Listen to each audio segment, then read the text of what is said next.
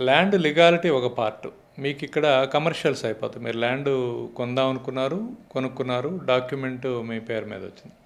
అయితే దీనికన్నా ముందు మీరు అర్థం చేసుకోవాల్సింది ఏంటంటే, ల్యాండ్ ఎందుకు కొనుక్కుందాం అనుకుంటున్నారు అనేది ఒకటి చూసుకోవాలి. అంటే మీరు జస్ట్ ఇన్వెస్ట్మెంట్ బేస్డ్లో కొనుక్కొని అక్కడ పెట్టేసి ఫెన్సింగ్ వేసి వదిలేస్తే ఒక పీరియడ్ తర్వాత వాల్యూ వస్తే అమ్ముదాం అనుకుంటున్నారా అనేది ఒక యాంగిల్. అలాంటి చోట ఆ ల్యాండ్ ఎటువంటిదైనా పర్వాలేదు, వాల్యూ అప్రిషియేషన్ కోసం మీరు కొనుక్కుంటున్నారంటే. లేదు, మీరు దానిలో ఏదైనా గ్రో చేద్దామని అనుకున్నప్పుడు ఏం గ్రో చేద్దాం అనుకునేది ఎవరితో అయినా మాట్లాడాలి, ఎక్స్పర్ట్ తోటి. దానికి సరిపోయిన సాయిల్ అక్కడ ఉందా లేదా చెక్ చేసుకోవాలి.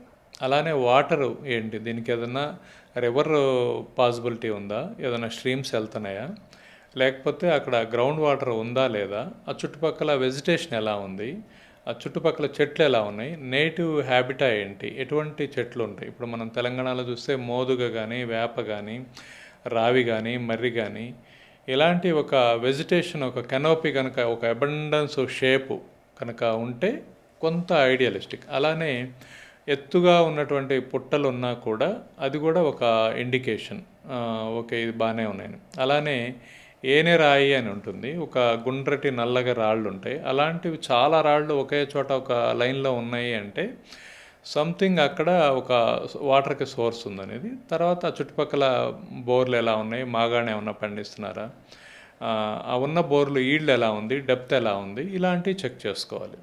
So soil, water and proximity, దానికి దారి ఎలా ఉంది, మీరు వెహికల్ వెళ్ళగలదా లేదా, వెళ్ళాలంటే నైబర్స్ ఏమైనా ఇష్యూస్ ఉన్నాయా, ఇది చెక్ చేసుకోవాలి. లేకపోతే మీరు బ్లైండ్గా కొనేస్తే రేపు మీరు చేలోకి వెళ్ళాలన్నా, మెటీరియల్ తీసుకెళ్ళాలన్నా, దాన్ని డెవలప్ చేసుకోవాలన్నా ఇష్యూ వస్తుంది. సో అందుకని ల్యాండ్ కొనుక్కునేటప్పుడు ఈ విషయాలు ముందు పరిగణలోకి తీసుకొని కొనుక్కోవాలి.